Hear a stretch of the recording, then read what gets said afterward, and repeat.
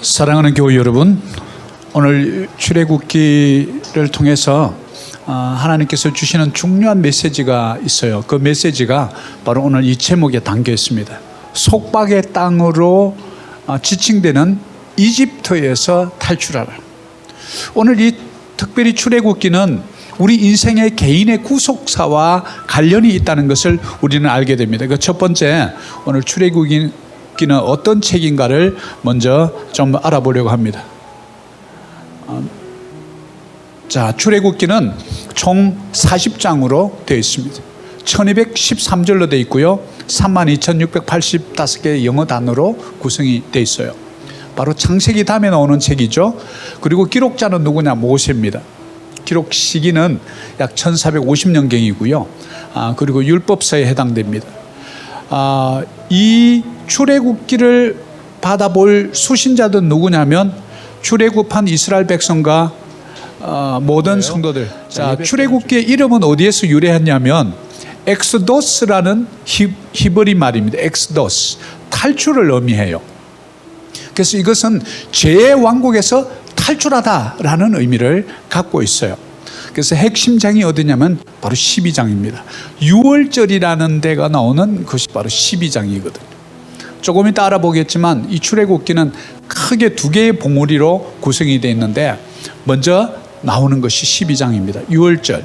6월절이라는 말, 바로 절기로 아주 유대인들에게 아주 중요한 절기예요. 그런데 이 6월이라는 이 뜻이 뭐냐면 뛰어넘었다. 이렇게 우리가 담을 뛰어넘다 이렇게 할 때 이제 월경 이렇게 부르잖아요. 그래서 6월 하면 뛰어넘는다. 이것을 영어로는 Passover라고 합니다. 6월절, 즉 죽음의 신이 각자의 집에 어린 양의 피를 우슬초로 문 설주와 인방에 바르지 않은 그 집들은 장자가 죽어나가지만 그것을 바른 집은 뛰어넘어갔더라. 즉 죽음을 면하는 바로 그런 의미가 있죠. 그래서 바로 6월절의 은혜입니다. 바로 저와 여러분이 6월절의 은혜의 대상자들이에요. 저와 여러분에게는 사망 권세가 뛰어넘은 줄 믿습니다. 바로 그 은혜가 우리는 출애굽기에서 발견된다는 것을 알게 됩니다. 그리고 핵심구는 넘어가리라. 이게 바로 6월이죠. 그리고 출애굽기에서도 우리는 늘 구약을 통해서 신약에 오실 메시아를 우리가 볼 수 있어야 된다고 말씀드렸죠. 바로 약 4군데 정도를 볼 수 있는데요. 첫 번째는 출애굽기 3장 14절, 그 다음에 이제 이것이 요한복음 5장 8장 58절에 하나님이라는 단어하고요. 그 다음에 두 번째 우리의 6월절 어린 양이라는 12장 5절 하고요. 이것이 또 신약에 나면 고린도전서 5장 7절에 또 나옵니다. 그리고 만나, 이것이 바로 예수님과 연관되어 있는 또 단어예요. 바로 요한복음 6장 35절이에요. 그리고 출애굽기 16장 14절과 22절에서 우리가 볼 수 있습니다. 그리고 네 번째는 반석 대신 예수, 바로 출애굽기 17장 1절부터 7절까지 나오고요. 신약에는 고린도전서 10장 4절. 자, 왜 이렇게 구약 한 구절, 신약 한 구절을 이렇게 넣어놨을까요? 바로 구약의 예언이 신약에 와서 이루어진 것을 보여주는 상징적인 사건들입니다. 그러니까 약 2000년 전, 1450년 전 이때 써여졌던 책이 1500년 후에 직접 그 약속이 이루어진다는 바로 이런 하나님의 주권, 하나님의 통치를 우리는 볼 수 있죠. 그래서 영적 교훈을 우리가 들어본다면 하나님을 향해서 돌아서서 나와라, 이집트에서 나와라, 불교 집안에서 나와라, 남묘 호랭경교 집안에서 나와라. 제가 대학 다닐 때 믿었던 정산도 이런 강정산이 이런 데서부터 나와라, 이런 의미가 있다는 거예요. 이것이 바로 출애굽이 우리에게 주시는 영적인 교훈입니다. 우리는 이것을 기억해야 합니다. 자, 오늘 특별히 이제 배경을 좀 보면 17살의 요셉이 미디안 상인들에 의해서 이제 팔려갑니다. 형제들의 시기와 질투였죠. 그런데 보디발 장군 집에 가게 되고 거기서 왕궁 감옥에 가게 되고 여차여차해서 결국은 30이 되었을 때, 즉 잡혀가고 나서 13년이 지난 후에 그는 애굽의 총리가 되게 되죠. 그때는 신임을 받고 아주 권세가 좋았습니다. 그래서 가나안 땅에 기근이 와서 먹고 살기 힘들었을 때 바로 이 히브리 민족들은 이 양을 치고 목축을 하기 때문에 이 바로가 있는 이 이집트의 이 중앙으로 못 가고 저 북쪽 근처에 있는 고센 땅이라는 지역에 정착하도록 하는데 전부 몇 명이 내려가냐면 전체 친척들 70명이 내려갑니다. 70명이 내려가서 나중에 요셉이 총리가 됐을 때문에 아주 좋은 대접을 받았죠. 그러다가 나중에 이집트의 바로 왕이 바뀌는데 요셉을 알지 못하는 왕으로 바뀝니다. 그러면서 이제 히브리 민족들이 노예 신세가 되는 거죠. 그래서 노예 신세로 이제 전락하다 보니까 어렵죠. 그 당시에 여러 가지 노역에 시달립니다. 그러니까 이들이 어떻게 하죠? 부르짖습니다. 아니 이 땅에 우리가 옛날에 우리 요셉을 통해서 세월 좋았는데 이 지금 이게 무슨 신세? 그러면서 하나님께 부르짖기 시작하죠. 출애굽기 3장 7절에 같이 한번 볼까요? 여호와께서 이르시되 내가 애굽에 있는 내 백성의 고통을 분명히 보고 그들이 그들의 감독자를 말미암아 부르짖음을 듣고 그 근심을 알고. 자, 여기서 우리는 출애굽기 3장 7절에서 하나님이 저와 여러분의 애국 같은 불신앙의 가정, 굿을 많이 하는 가정, 점을 많이 치는 가정, 토정비결 날마다 보러 다니는 가정, 그곳에서 고통받고 있는 어린 자녀들을 보고 그들의 부르짖음을 듣고 근심을 알고. 무엇을 말할까요?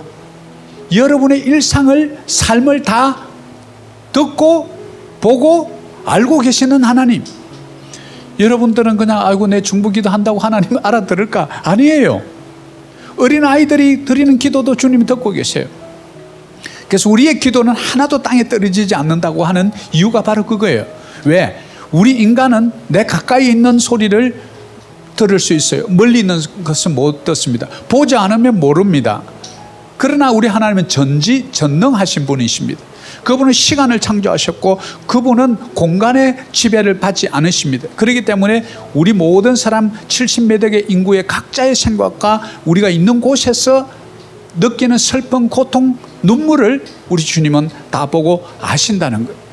이것을 우리는 분명히 깨달아야 합니다. 내가 믿고 예배하는 자가 어떤 분인가? 바로 그분은 전능하신 하나님이신 줄 믿습니다. 그래서 그분은 나의 모든 것을 아신다. 나의 눈물을 보고 아신다.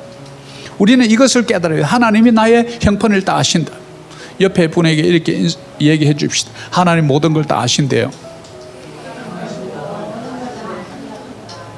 반대편에도 해줘요. 한쪽만 하면 또 섭섭하니까. 또 그러면서 눈 흘기면서 내 죄를 네가 알렸다. 다 안 돼. 뭐 이렇게. 자, 우리 하나님은 그래서 어떤 분은 왜 이렇게 성경에 좀 아들만 이렇게 좀 잘 이렇게 하고 딸들은 좀 인구에도 뭐 포함 안 시켰다는 이런 좀 차별이 있냐, 성차별이 아니냐 이런 말을 하는데 우리 하나님은 차별이 없어요. 우리 하나님은요 부성의 하나님이 있거든요. 부성의 하나님이 뭐냐 하면 아주 강력한 카리스마, 심판하시는 하나님, 불을 내려서 심판하시는 하나님. 좀 불같이 화내는 아버지의 모습 생각 안 나요? 그러니까 자녀들이 어릴 때 아버지 보고 겁이 나서 죄를 못 짓는. 너 한 번만 더 거짓말 죽도록 맞는다 뭐 이러니까 겁나가지고 절대 거짓말 안 해. 너무 물건 절대 손 안 대는. 그런 하나님이 무서워서 교회를 못 나와요. 그런데 우리 하나님은 모성의 하나님을 갖고 있어요. 여러분의 눈물을 다 보고 계세요. 히스기야 왕이 말이에요. 병이 걸려가지고 죽게 된 거예요. 그러니까 저 왕이 구석에 그냥 들어가가지고 주님 나 죽게 됐는데 이렇게 너무 한탄스럽습니다 라고 한참 기도하고 있을 때요 하나님 그 기도를 들었어요. 그리고 말합니다. 내가 네 기도를 들었고 내가 네 눈물을 보았느라. I have heard your prayer. I have seen your tears. 네 눈에 눈물을 보았다는 거예요. 듣고 보았다는 거예요. 우리 하나님이 이렇게 어머니처럼 아버지는 좀 묵독해서 좀 아이의 그 슬픈 눈동자를 잘 못 봐요. 그런데 어머니는 탁 보고 알아요. 이 지금 속에 고민이 있구나. 그러면 모성의 하나님이 뭐냐면 우리의 눈물을 보고 아시고 앉아 있는 자를 손잡아 일으켜 주시는 하나님. 아버지는 꾸중하지만 엄마는 안아주면서 아버지가 너를 사랑하기 때문에 그걸 꾸짖은 거야 라고 다독거려 줄 때 아이의 눈에서 눈물이 톡 터지는 거예요. 우리 하나님은 이런 분이에요. 바로 이 하나님의 부성과 모성을 가장 잘 보여준 것이 여러분의 가정입니다. 그 역할을 눈에 보이는 하나님 아버지의 부성을 아버지를 통해서 배워야 하고, 눈에 보이는 어머니의 사랑을 통해서 하나님의 보이지 않는 그 모성, 즉 잔잔히 사랑하시고 잠잠히 늘 쳐다보시고 우리를 눈에 넣어도 아프지 않을 만큼 사랑하시는 그분의 모성을 우리는 내 눈에 보이는 어머니를 통해서 알게 되는 것, 바로 이 하나님의 속성입니다. 그래서 우리 하나님은 남자 편도 아니고 여자 편도 아니고 우리 모두의 편이에요. 그걸 편가르는 인간들이 문제지. 그래서 우리 열왕기 20장 5절에도 보면 너는 돌아가서 내 백성의 주권자 히스기야에게 이르기를 왕의 조상 다윗이 하나님 여호와의 말씀이 내가 내 기도를 들었고 내 눈물을 보았노라. 내가 너를 낫게 하리니 네가 3일 만에 여호와의 성전에 올라가겠고. 뭡니까? 다 듣고 계신 분. 시편 126편 5절에도 눈물을 흘리며 씨를 뿌리는 자는 기쁨으로 단을 거두리다. 눈물 흘리는 걸 어떻게 알죠? 하나님은 알고 계세요. 그리고 기쁨으로 단을 거둘 것을 약속의 말씀으로 주십니다. 울며 씨를 뿌리러 나가는 자는 반드시 기쁨으로 곡식단을 가지고 돌아오리라. 하나님의 약속이죠. 울고 싶을 만큼 힘들 때 있잖아요. 앞이 캄캄할 때 있잖아요. 그러나 기쁨으로 곡식단을 들고 올 것을 미리 우리에게 알려주시고 힘내라, 강하고 담대하라, 네 발바닥으로 밟는 모든 땅을 너에게 주리라 약속해 주시는 하나님, 얼마나 좋으신 분이십니까? 여러분들이 그 하나님을 경험하기만 하면 끝납니다. 그 경험을 못하니까 썬데이 크리스찬으로 전락하고 마는 거예요. 눈물도 없어요. 찬양해도 마음이 메말라요. 기도를 들어도 그냥 남들이 그냥 하는 것 같아요. 말씀을 봐도 그냥 검은 것은 걸시고 흰 것은 종이고 아무런 감동이 없어요. 왜요?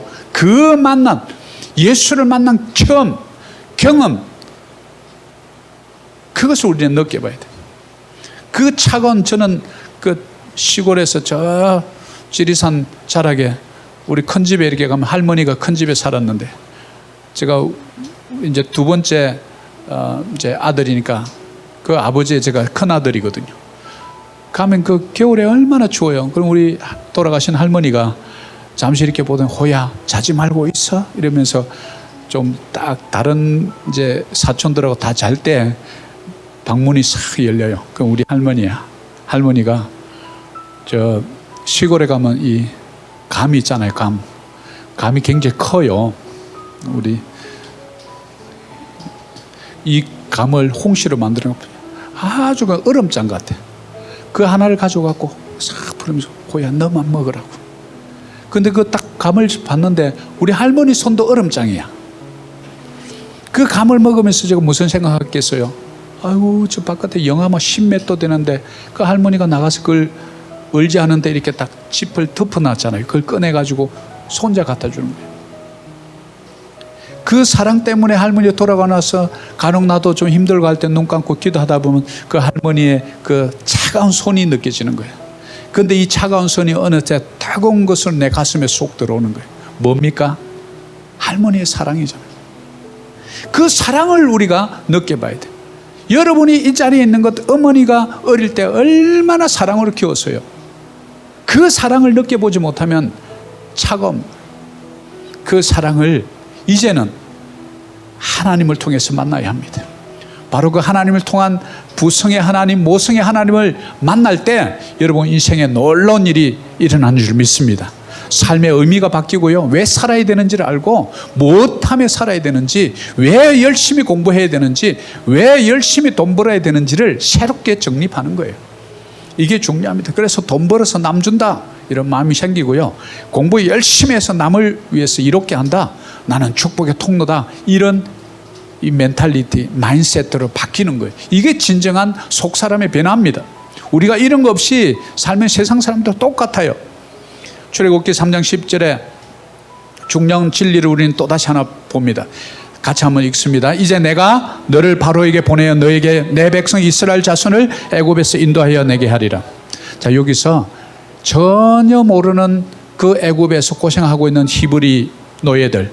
그런데 또 다른 한 곳에서는 하나님께서 이들의 소리를 듣고 준비하시는 하나님, 여호와 이레의 하나님을 우리는 엿볼 수 있습니다.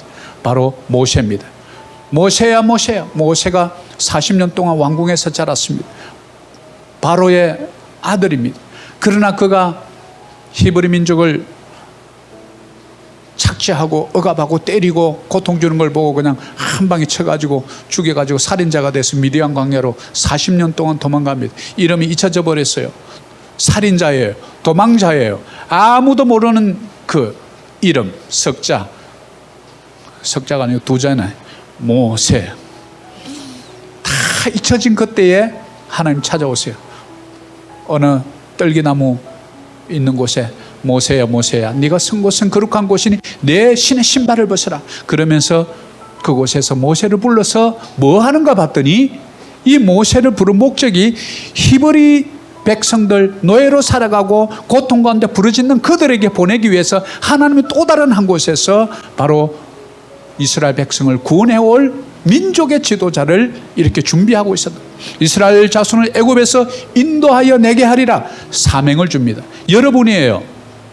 여러분이 어둠 가운데 노예로 있는 바로 그 상황, 불신앙의 상태에서 여러분이 죽으면 반드시 지옥 가야 되는 인생, 그 인생을 그냥 놔두지 아니하시고 누군가 여러분의 모세를 준비하셨다는 사실. 저의 모세는 대학교 1학년 때 요델송을 하는 클래스의 친구들이었어요. 이 친구들이 다 교회를 다니는 친구들이더라고요. 나는 까마득히 몰랐죠. 이 아이들의 꼬임에 빠져가지고 제가 감림산 기도원에 2박 3일 금식 기도원에 나도 모르게 MT 간다고 따라갔다가 이제 이 모양이 된 거예요. 여러분의 모세가 있어요. 지금 돌이켜 생각하면 그 친구도 너무 그립고 보고 싶어요. 얼마나 나를 위해서 기도했는지 말이죠. 여러분의 모세는 누굽니까? 생각해 보세요. 어느 날 나에게 문득이 교회 한번 가볼래? 나 내일 교회 가야 되는데 그 소리가 귀에 계속 맴도는 거예요. 바로 그 사람이 여러분의 모세예요. 나를 위해서 누군가를 준비시킨 거예요. 히브리 노예들 고통 가운데 있는 그들을 위해서 모세를 준비시킨 거예요. 그런데 그때까지는 아무도 몰랐어요.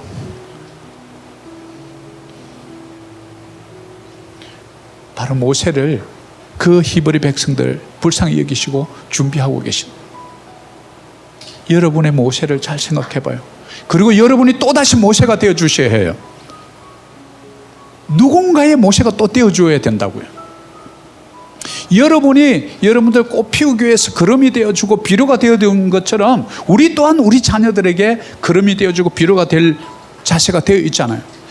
내가 받은 구원이 너무 감사해서 나에게 그 모세가 있었다면 또 다른 누군가에게 내가 모세가 되어줘야 되겠다라는 게 뭡니까? 사명자예요. 사명 받은 자.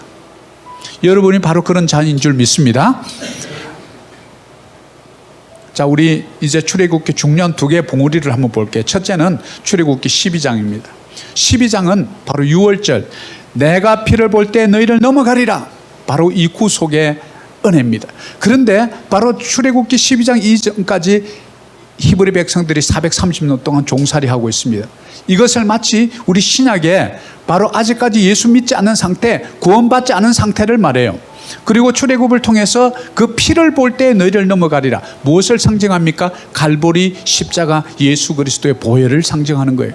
그리고 3개월의 광야 생활을 통해서 우리가 아무것도 먹지 못하고 목마르고 배고플 때 만나를 경험케 해줍니다. 이것이 뭡니까? 3개월의 광야가 의미하는 것이 무엇일까요? 저와 여러분의 세상살이입니다. 세상 사는 때 배가 고파요. 부르짖습니다. 만나를 주십니다. 세상 사는데 너무 인생의 겨울을 만납니다. 너무 춥습니다. 밤에 불기둥을 예비하십니다. 여러분 인생의 일교차가 너무 심해서 그냥 낮에는 너무 뜨겁고 밤에는 너무 추운 거예요. 그 추운 인생의 겨울을 만날 때 하나님 불기둥을 준비하세요. 너무 뜨거워서 도저히 밖에 못 나가겠다.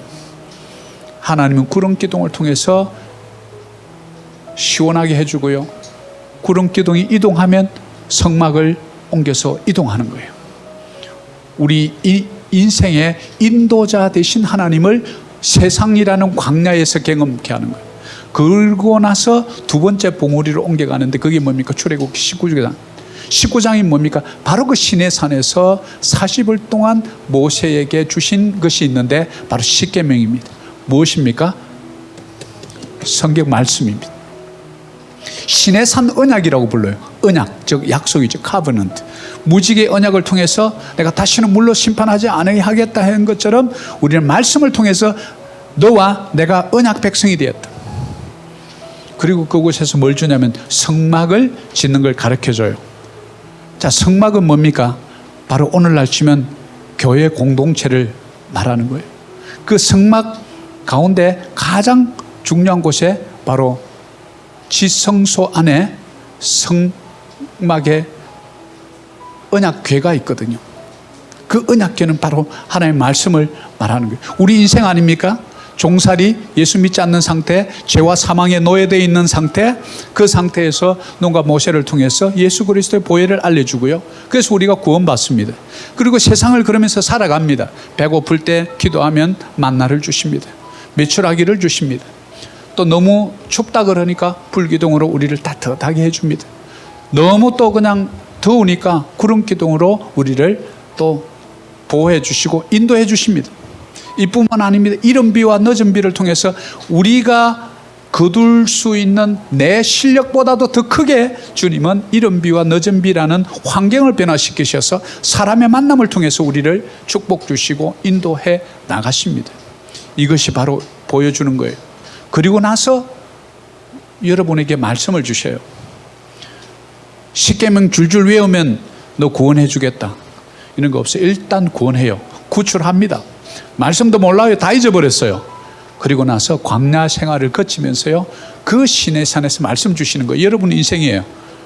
말씀 잘 알고 교회 오셨어요? 친구 따라온 거잖아요. 와 보니까 말씀을 배우는 거예요. 와 보니까 성막의 은혜, 즉 예배 공동체로서 예배를 드릴 수 있는 은혜를 주신 거예요. 이것이 바로 여러분의 인생입니다. 출애굽을 통해서 우리는 우리의 인생을 보아야 하고 이스라엘 한 민족을 통해서 선민 택해 주시고 그들을 가나안 땅까지 인도해 가시는 하나님의 모습 속에서 여러분의 신앙 여정이 보여야 합니다. 이것이 하나님의 은혜요, 출애굽의 은혜인 줄 믿습니다. 자, 그리고 이제 중요한 바로 출애굽기 12장 13절. 자, 다시 한번 볼까요? 내가 애굽 땅을 칠 때에 그 피가 너희가 사는 집에 있어서 너희를 위해 표적이 될지라. 내가 피를 볼 때에 너희를 넘어가리니 재앙이 너희에게 내려 멸하지 아니하리라. 이 피는 무슨 피일까요? 예수 그리스도의 보혈입니다. 어린 양 대신 예수. 그래서 구약에서 1450년 전에 예수님 탄생하기 전에 이미 문설주와 임망에 어린 양의 피를 우설초를 가지고 바르면서 구속의 예표를 보여주신 것, 쉽게 말하면 모델하우스. 그래서 오신 목적, 예수님이 이 땅에 오신 목적, 어린 양 예수. 어린 양은 뭡니까? 제물로 바쳐주는 거예요. 피를 다 빼고요, 가죽 다 벗기고요, 각을 떠서 불에 다 태우는 거예요. 완전히 덜해지는 거예요. 그럴 때 이 피를 보고 재앙이 너희를 넘어가리라. 이거 6월절입니다. 그래서 하나님이 오신 목적은요, 디모데, 바로 바울이 아들처럼 여겼던 디모데 전서에서 바로 거기서 알려주고 있어요. 하나님은 모든 사람이 구원을 받으며 진리를 아는 데 이르기를 원하시느니라. 하나님이 이 땅에 오신 이유, 예수 그리스도 이 땅에 보내신 이유, 여러분이 모두 구원을 받고 진리를 아는 데 있다는 거예요. 구원받고 말씀을 배우라는 거예요. 우리 기독교는 말씀의 종교예요. 말씀은 배워야 되는 종교예요. 가만히 있으면 되는 게 아니에요. 이것을 우리가 놓쳐버리면 교회 오래 다닌다고 절대 깝대기 신앙이에요. 안에 알맹이가 없어요. 격식은 차리고 포멀리티는 있는데 안에가 아무것도 없다고요. 왜? 계시의 종교, 말씀의 종교는 말씀을 안 봐. 그러니까 계시를 받기는 받았는데 내용을 몰라요. 하나님이 어떤 분인지, 내가 어떤 흉악한 죄인이었는지, 어떻게 나를 구원했는지, 이런 출애굽의 역사를 모르니까 하나님의 그 보혈의 역사가 얼마나 소중하고 나를 구원해 주신 것이 얼마나 감사한지 이것을 모르는 거예요. 이것을 깨닫는 자는 더 열심히 공부하게 되고 더 열심히 사업하게 되고 열심히 봉사하게 되는 거죠. 왜? 삶의 의미를 깨달았거든요. 이것이 너무 중요합니다. 그리고 레위기에서 왜 피에 대한 것을 이렇게 다시 한번 강조하냐면 레위기 17장 11절에 보면 육체의 생명은 피에 있습니다. 내가 이 피를 너에게 주어 제단에 뿌려 너희의 생명을 위하여 속죄하게 하였나니 생명이 피에 있으므로 피가 죄를 속하느니라. 우리 인류에게 있어서 가장 공헌을 많이 한 것이 바로 이 혈액형을 발명한 의사래요. 이 혈액형을 발명하기 전까지 산모가 아이를 낳다가 출혈 때문에 너무 피가 모자라거나 이러면 뭐 불과 몇백 년 전 얘기예요. 그러면 염소라든지 이런 양을 잡아가지고 피를 산모한테 집어넣은 거예요. 근데 산모가 뭐 끔찍한 모습을 하면서 경직되면서 죽는 거예요. 그냥 피는 줄 알았는 거예요. 사람의 피와 짐승의 피가 다르다는 거, DNA가 있다는 건 오늘날 IT 과학이 발달하고 컴퓨터가 발견하면서 나온 거예요. 그러니까 죽는 거야. 근데 또 사람의 피를 넣는데 또 어떤 사람은 살고 어떤 사람은 죽는 거예요. 혈액형이 있다는 걸 몰란 거예요. 이것을 발견한 그 의사가 가장 인류를 많이 구원한 의사라고 불려지는 거예요. 하나님의 은혜는 이미 1500년 BC 1500년 전에 레위기를 통해서 이미 하나님께서 우리에게 알려주셨다는 거예요. 육체의 생명은 피에 있습니다. 이 피를 너에게 주어 제단에 뿌려 너의 생명을 위하여 속죄하게 하였나니 생명이 피에 있으므로 피가 죄를 속하였느니. 레위기 17장 14절에도 모든 생물은 그 피가 생명과 일체라. 피가 생명과 일체라. 그러므로 내가 이스라엘 자손에게 이르기를 너희는 어떤 육체의 피든지 먹지 말라 하였나니 모든 육체의 생명은 그것의 피인적 그 피를 먹는 모든 자는 끊어지리라. 제가 이 말씀 찾다가 괜히 선지국 좋아해가지고 선지국 다 좋아하잖아요. 안 먹은 사람 아무도 없잖아. 피채 먹지 마라 그랬는데 하나님 피를 삶아서 먹었는데 이것도 안 되겠더라고 핑계가. 그래서 하나님 피를 먹지 말라 한 이유가 있거든. 한국에는 그냥 뭐 좋다고 사슴의 목에다 빨대를 꽂아가 따라다니면서 빨아먹는 사람이 있대. 흡혈귀지. 우리가 말씀을 모르는 거예요. 레위기에서 먹지 말라 하는 건 안 먹는 게 좋겠다는 생각이에요. 저는 자세한 이유는 모르는데 여기 보면 생명이 피에 있기 때문에 피 흘림이 없는 제사는 제사가 아니래잖아요. 그 피 흘림이 있는 제사 예수 그리스도의 피 흘림을 통해서 여러분이 속죄함을 받았기 때문에 누군가의 생명으로 생명을 산 거예요. 이게 속죄, 리뎀션이라는 단어의 뜻이에요. 이것을 구속이라고 말해요. 속죄라고 말하죠. 그래서 우리는 6월절의 은혜를 생각하며 여러분이 구원받은 것에 대해서 감사해야 될 줄 믿습니다. 출애굽기 20장 1절입니다. 하나님이 모든 말씀으로 말씀하여 이르시되 나는 너희를 애굽 땅 종되었던 집에서 인도하여 낸 네 하나님 여호와라. 그리고 이제 출애굽기 20장은 두 번째 기둥이에요. 큰 산봉우리예요. 12장, 19장, 20장. 그리고 20장 이것이 딱 시작되면서 이제 2절부터 나오는데 그것이 바로 십계명이에요. 자, 십계명 한번 띄워볼까요? 원래 자 우리 1절부터 다 같이 한번 읽겠습니다. 아니 히브리어 좀 펴봐요. 자, 다 같이 읽겠습니다. 아멘. 자, 그럼 우리 또 우리말로 익숙한. 자, 이거 제가 너무 재밌어가지고 하나 뽑아봤어요. 아마 유초동부에서 재밌게 가르치려고 나온 건가 봐요. 자, 우리 민호야, 자, 우리 한번 1계명 읽어보자. 한번 1계명 한번 읽어보자. 10계명. 1번 읽어봐. 1번.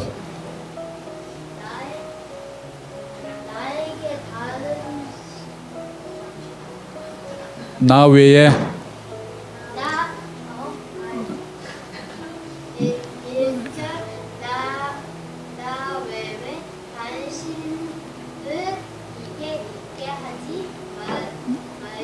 자 2번 이상하게 생긴 우상이나 형상을 만들지도 전하지도 섬기지도 마라. 3번 하느님의 이름은 망령되이 일컫지 마라. 너무 잘 읽었죠. 박수 한번 줘요. 네. 우리 이제 민우하고 우리 어린이들에게 참 쉽게 잊어버리지 말라고 이제 해놨는데 우리 같이 한번 읽어봐요. 1절 나 외에 다른 신을 내게 있게 하지 말지니라. 2 이상하게 생긴 우상이나 행상은 만들지도 절하지도 섬기지도 말아라. 3 상가 하나님의 이름을 망령되이 일컫지 말아라. 4 사업이 바빠도 안식일을 기억하여 거룩히 지키라. 5 오막살이에 사시는 내 부모를 공경하라. 6 육고기가 먹고 싶어도 살인하지 말아라. 7 칠흑 같은 밤이라고 간음하지 말라. 8 팔려고 내놓은 물건 도둑질하지 말아라. 9 구슬땀을 흘려가며 거짓 증거하지 말아라. 10 10원짜리 하나라도 남은 것은 탐내지 마라. 제가 이것도 너무 재밌어가지고 뽑았어요. 원래 말씀은 이거예요. 원래 말씀. 자, 1계명. 자, 우리의 1계명부터 10계명까지 어렵잖아요. 근데 우리가 잊혀진 지혜, 10계명을 너무 잊어버렸어요. 이 10계명이 가지고 있는 중요한 메시지는 두 가지입니다. 1계명부터 4계명까지는요, 하나님과 우리의 관계를 알려준 거예요. 하나님과 우리의 관계가 깨어지지 않으려면 1계명부터 4계명까지 하면 돼요. 그게 뭐죠? 첫째, 너는 나 외에 다른 신들을 내게 잊지 말라. 2계명 뭡니까? 너를 위하여 생긴 우상을 만들지 말고 또 위로 하늘에 있는 것이나 아래로 땅에 있는 것이나 땅 아래 물속에 있는 것에 아무 형상이든지 만들지 말며 그것들에게 절하지 말며 그것을 섬기지 말라. 이 계명이 두 번째 계명이 가톨릭에 너무 걸리는 거야. 가톨릭 교리. 그러니까 이걸 없애버렸어요. 그러니까 10계명이 아니라 9계명이 되잖아요. 그래서 10계명을 두 개로 쪼갰어요. 마지막 10번째를. 그 10개는 또 구색을 맞춰놨어. 이 인간들이 하는 짓이래요. 그 어떤 것도 1.1억도 더하거나 빼지 마라 그러는데 그런 죄를 저지른다고. 세 번째, 너는 너의 하나님 여호와 이름을 망령되이 일컫지 마라. 이 망령이라는 말이 어려운데요. 미스유스예요. 영어로는. 함부로 그 이름을 막 이렇게 팔지 말라는 거예요. 미스유스 하지 말라는 거예요. 네 번째, 안식일을 기억하여 거룩히 지키라. 오늘날 주일이죠. 자, 1계명부터 4계명까지는 하나님과 관련된 거예요. 우상 섬기지 마라. 그리고 다른 신들 너게 있게 하면 안 된다. 하나님 이름은 미스유스 하지 마라. 그리고 주일 반드시 지켜라. 이제 새로 오시고 초신자들은 이 10계명만 우리가 제대로 알아도 주일은 꼭 지켜야 되는구나 라는 것을 우리가 알 수 있는 거예요. 그리고 5번째부터 10까지는 인간관계에 관련된 거예요. 자, 5번째 뭡니까? 내 부모를 공경하라. 그리하면 너가 땅에서 잘되고 장수하리라. 여러분 오래 살고 싶고 잘되고 싶습니까? 부모를 공경하세요. 우리 한국의 효사성이 아니고요, 우리 하나님 사상이에요. 7번째, 6번째, 살인하지 말라.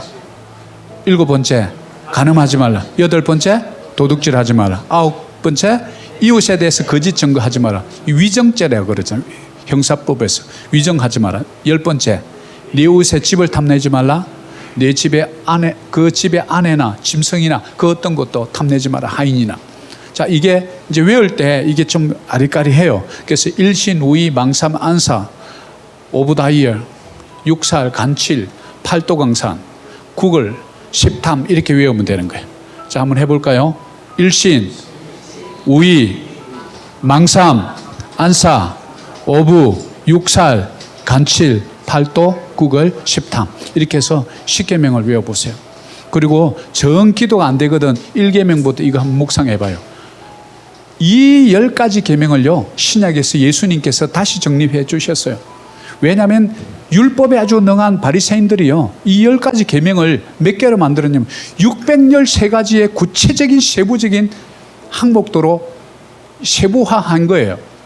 그래서 365가지는 하지 마라 매일 하지 마라는 거 있는 거예요. 365개. 그리고 248개는 하라가 248개. 전부 더하면 613개.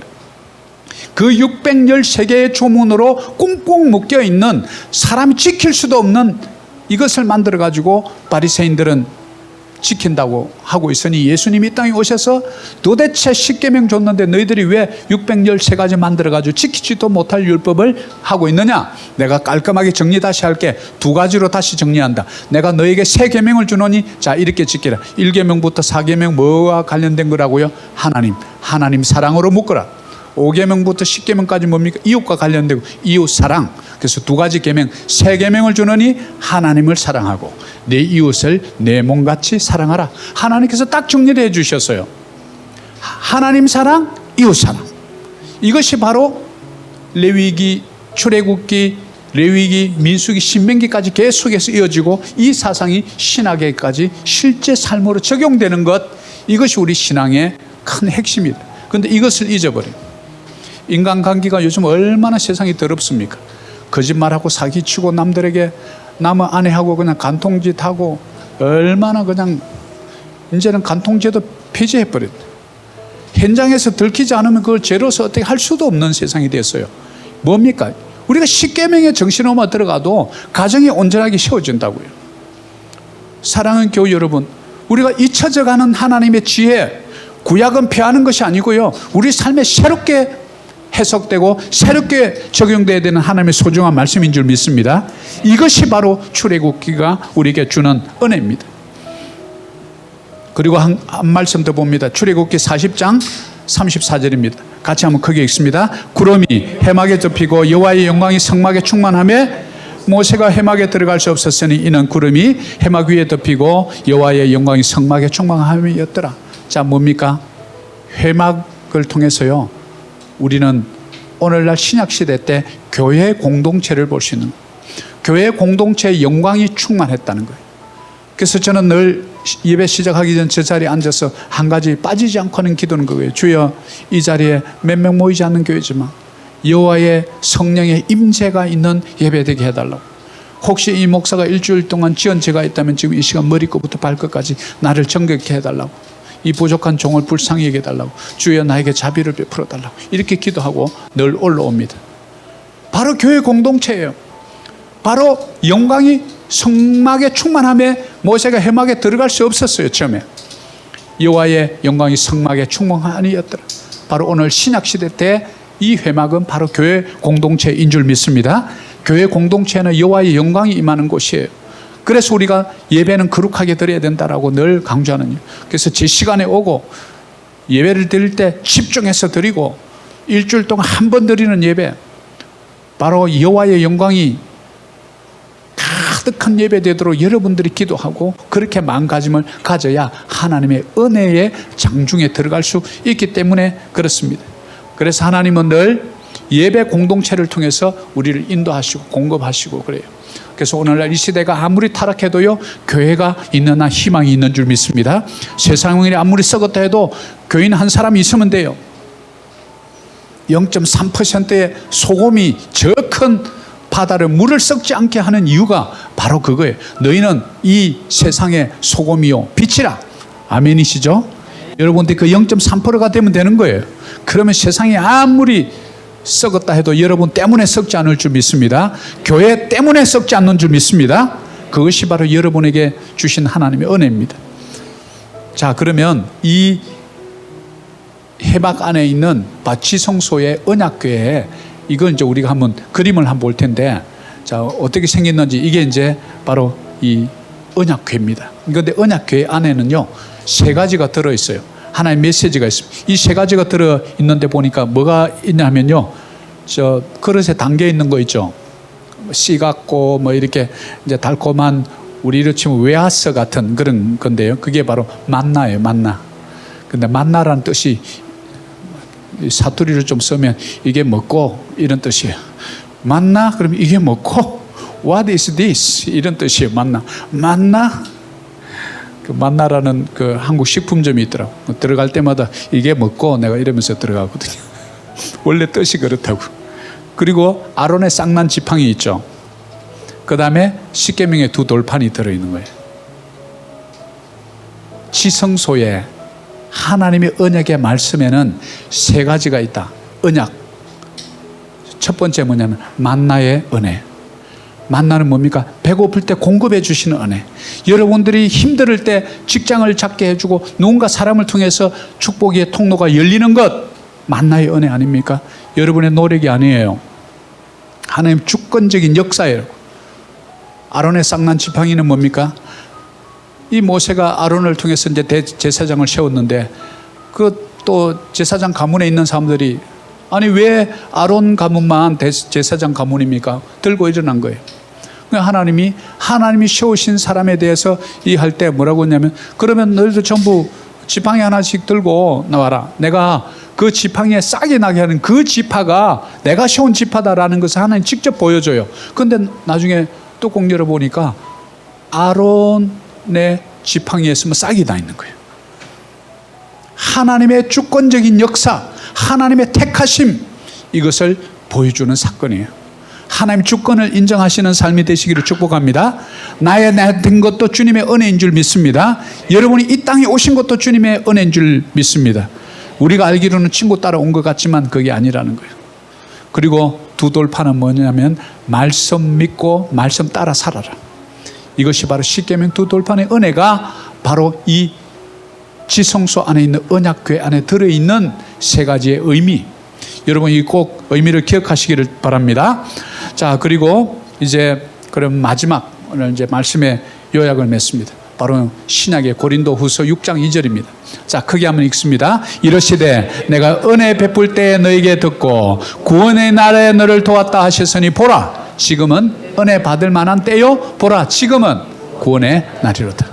여러분, 출애굽기의 은혜, 여러분을 구원해내신 은혜, 이집트에 있는 바로에 속박되어서 노예로 살아가던 우리의 신분, 죽을 수밖에 없어 사망 권세에 우리 발에 착고가 차여서 묶여 있어서 나갈 수 없었던 우리 인생을 누군가 내 인생의 모세를 보내고 나를 불러내어서 광야의 만나를 경험하고 그곳에서 하나님의 말씀을 듣고 예배 공동체를 통해서 이것이 천국 백성, 이 땅에 살면서도 천국을 경험해보는 작은, 우리를 치면 맛배기 예배 공동체라고요.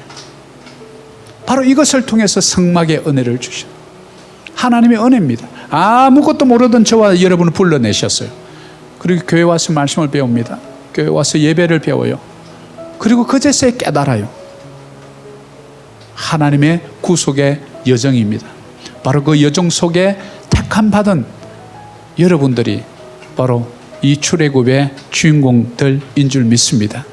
이것을 꼭 기억하시고 출애굽기를 읽을 때마다 나를 구원해 주신 그분.